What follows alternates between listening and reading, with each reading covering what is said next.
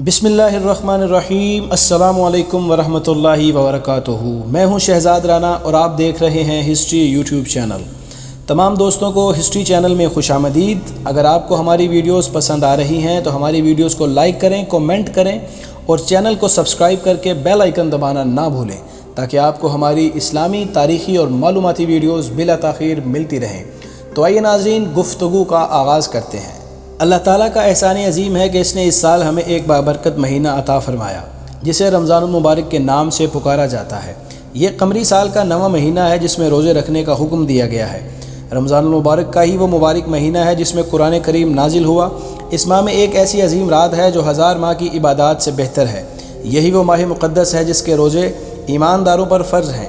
इस माह की ख़ास इबादत नमाज तरावी है। यही वो महीना है जिसमें नफल का सवाब फ़राइज़ के बराबर और एक फ़र्ज़ का सवाब 70 फ़र्ज़ों के बराबर मिलता है। रमज़ान मुबारक के बारे में इरशाद बारी ताला होता है, रमज़ान वो महीना है जिसमें लोगों को हिदायत के लिए कुरान नाजिल किया गया और ये कुरान हिदायत और हक़ व बातिल की तमीज़ के लिए रोशन दलील है। तो तुम में जो कोई ये महीना पाए तो इसके रोज़े रखे और जो बीमार या सफ़र में हो वो दूसरे दिनों में गिनती पूरी कर ले। अल्लाह तुम्हारे साथ आसानी का इरादा करता है और सख्ती का इरादा नहीं फरमाता, और तुम्हें चाहिए कि गिनती पूरी करो और अल्लाह की बड़ाई बयान करो। इसने तुम्हें हिदायत की ताकि इसके शुक्रगुजार बन जाओ। और ए महबूब, जब मेरे बंदे तुमसे मेरे बारे में सवाल करें तो मैं बहुत नज़दीक हूँ, दुआ करने वालों की दुआ सुनता हूँ जब वो मुझे पुकारते हैं। तो इन्हें चाहिए कि मेरी इताअत करें और मुझ पर ईमान लाएं ताकि वो हिदायत पाएँ। ये वो रहमतों और बरकतों वाला महीना है जिसमें जन्नत के दरवाज़े खोल दिए जाते हैं, दोज़ख के दरवाज़े बंद कर दिए जाते हैं और शैतान को जंजीरों से जकड़ दिया जाता है। ये वो महीना है जिसकी हर रात में एक मुनादी आसमान से तुलुए सुबह तक ये निदा करता रहता है कि खैर चाहने वाले खुश हो जा और ए बुराई के चाहने वाले रुक जाओ और इबरत हासिल कर। इसके अलावा सारी रात आवाज़ें आती हैं, है कोई बख्शिश चाहने वाला कि इसकी बख्शिश की जाए, है कोई तौबा करने वाला कि इसकी तौबा कबूल की जाए, है कोई दुआ मांगने वाला कि इसकी दुआ कबूल की जाए, है कोई सवाल करने वाला कि उसके सवाल को पूरा किया जाए। और अल्लाह ताला रमज़ान शरीफ की हर रात में अफ्तारी के वक्त 60,000 गुनाहगारों को दोज़ख से आज़ाद फरमाता है। लफ्ज़ रमज़ान अरबी ज़ुबान के लफ्ज़ रम्ज़ से निकला है जो जलने और सोख्ता होने के लिए आता है।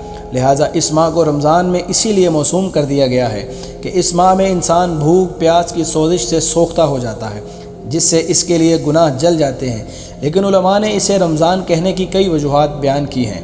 हज़रत अनस से रिवायत है कि रसूल अकरम सल्लल्लाहु अलैहि वसल्लम ने फरमाया कि रमज़ान का नाम रमज़ान इसलिए रखा गया है कि इसमें गुनाह जल जाते हैं। इस हदीस पाक में जो गुनाह जलने का जिक्र हुआ है तो इससे मुराद गुनाहों का मुआफ़ होना है। लिहाजा जो शख्स रमज़ान मुबारक में खुलूस से दिल से रोज़े रखता है तो अल्लाह इसके तमाम गुनाह मुआफ़ कर देता है, क्योंकि गुनाहों की माफ़ी के बारे में रसूल अकरम सल्लल्लाहु अलैहि वसल्लम ने जिसने रमज़ान मुबारक के रोज़े रखे और ईमान के साथ नमाज़ पढ़ी तो उसके गुज़श्ता गुनाह मुआफ़ कर दिए जाते हैं। हज़रत शेख अब्दुल कादिर जिलानी रहमतुल्लाहि ताला अलैह का कहना है कि बाज़ असहाब का ख्याल है कि चूँकि इस माह में गर्मी की वजह से पत्थर तपने लगते हैं और रमज़ा गर्म पत्थर को कहते हैं, इसलिए इसे रमज़ान कहने लगे। एक कौल ये भी है, रमज़ानुल मुबारक को शहर मुबारक यानी बरकतों वाला महीना कहा जाता है। बरकत का इत्तलाक़ रहमत खुदाबंदी के इजाफ़ा पर होता है। रमज़ानुल मुबारक में अल्लाह की रहमत में बहुत इजाफ़ा हो जाता है। अल्लाह ताला हर ख़ास व आम पर मेहरबान होता है। इस महीने में हर कोई नेकी की तरफ माइल हो जाता है। अक्सर लोग पाबंदी नमाज में आ जाते हैं। इस तरह हर तरफ खैर व बरकत का समा बन जाता है। अल्लाह से जो कोई नेक नीयती से मांगे वो पूरा मिल जाता है। इस महीने की खैर व बरकत के बारे में हज़रत अबू हुरैरा से रिवायत है कि हज़ूर सरवर कायनात सल्लल्लाहु अलैहि वसल्लम ने फरमाया, तुम्हारे पास रमज़ान आया है जो बरकत वाला महीना है। और एक मुकाम पर हज़रत सलमान फ़ारसी से रिवायत है कि रसूल अकरम सल्लल्लाहु अलैहि वसल्लम ने शुबान के महीने में फ़रमाया था कि तुम्हारे करीब एक अज़मत वाला और बरकत वाला महीना आन पहुँचा है। इस माह में इतनी बरकतें हैं जो गिनती में नहीं लाई जा सकती। यही वो महीना है जिसमें बरकत वाली किताब यानी कुरान मजीद का नुज़ूल हुआ। यही वो महीना है जिसमें एक बरकत वाली रात अता की गई जिसे शब कद्र कहा जाता है। ये रात खैर बरकत के लिहाज से बड़ी अहम है और बेबहा बरकतें अपने दामन में लिए हुए आती है। इस माह में नौरानी तजल्लियात में कसरत हो जाती है। लिहाजा जो शख्स नमाज़ पढ़ता है और अल्लाह से अपनी और दीगर उम्मत की बेहतरी की दुआ करता है तो अल्लाह ताला इसकी नमाज, रोज़ा और ज़िक्र की वजह से हर ख़ास व आम पर अपनी नौरानी बरक़ात का नज़ूल फरमाते हैं जिससे हर शख्स फैज़ याब होता है। रमज़ान मुबारक के दिन हो या रातें सब बरकतों से भरपूर हैं। वो लम्हात कितने बाबरकत हैं जो याद इलाही में बसर हों। दिन के वक्त इंसान रोज़ा रखता है और रात को क़याम होता है, बल्कि कुछ ऐसे लोग भी होते हैं जो इस माह मुबारक में हर घड़ी याद इलाही में गुजारते हैं और ख़ुसूसन खुदा के नेक बंदे तो ख़ास इबादत और रियाज़त करते हैं।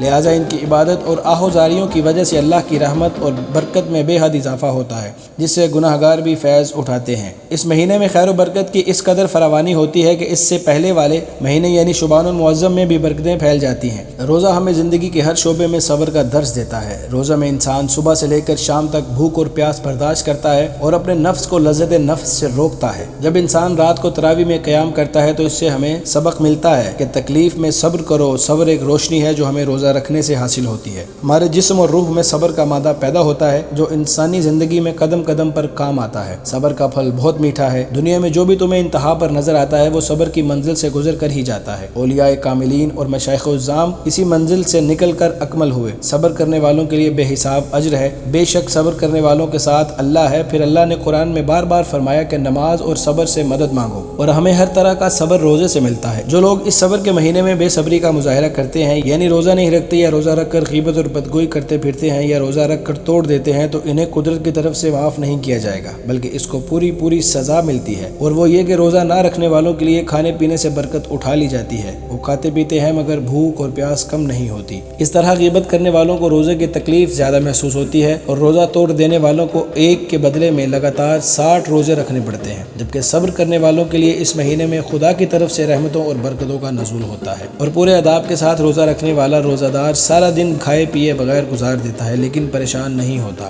حضرت آدم علیہ السلام جب جنت سے زمین پر اتارے گئے تو شجر ممنوعہ کا پھل کھانے کی وجہ سے آپ کا جسم اطہر سیاہ ہو گیا تھا۔ آپ زمین پر 300 برس تک روتے رہے اور بارگاہ خداوندی میں آہوزاری کرتے رہے۔ اللہ تعالیٰ کو آپ پر رحم آ گیا اور آپ کو ایک دعا سکھلا دی، اور ایام بیض یعنی چاند کی 13ویں، 14ویں اور 15ویں تاریخ کے روزے رکھے۔ پہلے دن کا روزہ رکھا تو آپ کے بدن مبارک کا 1/3 حصہ سفید ہو گیا، دوسرا روزہ رکھا تو 2/3 سفید ہو گیا، اور تیسرا روزہ رکھنے سے سارا بدن سفید اور روشن ہو گیا۔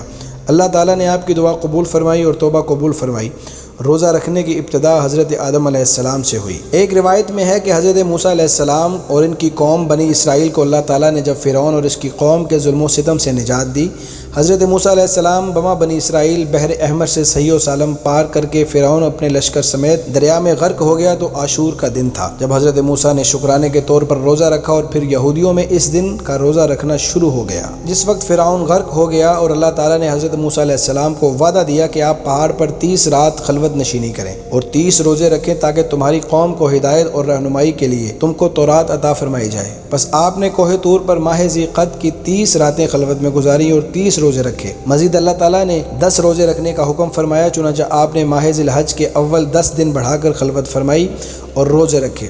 پھر اللہ تعالیٰ نے آپ کو تورات عطا فرمائی۔ یہودیوں پر بھی روزے فرض تھے، مگر اس میں اختلاف ہے کہ ان پر کون سے روزے اور کس مہینے کے روزے فرض تھے۔ رمضان شریف کا مہینہ بڑی رحمتوں کا مہینہ ہے۔ اس ماہ میں تمام شیاطین کو قید کر دیا جاتا ہے اور ہر عمل کا اجر 70 گنا بڑھا دیا جاتا ہے۔ اللہ تعالیٰ نے اس امت پر پورے سال میں صرف 1 ماہ کے روزے فرض کیے ہیں، اور روزے کو زبان عربی میں صوم کہا جاتا ہے۔ رمضان شریف کے روزے فرض معین کہلاتے ہیں، اور کفارہ اور رمضان کی قضا کے روزے فرض غیر معین کہلاتے ہیں۔ رمضان کے علاوہ اگر کوئی شخص کسی دن روزہ رکھنے کی نظر مانگے تو وہ واجب روزہ کہلاتا ہے۔ بغیر نظر مانگے رمضان اور روزے کی قضا کے علاوہ جو بھی روزہ رکھا جاتا ہے وہ نفلی روزہ کہلاتا ہے۔ ویسے تو انسان پر لازم ہے کہ وہ اتنا علم ضرور سیکھے کہ اس کو حرام اور حلال کا پتہ ہو، چونکہ یہ رمضان کا مہینہ ہے۔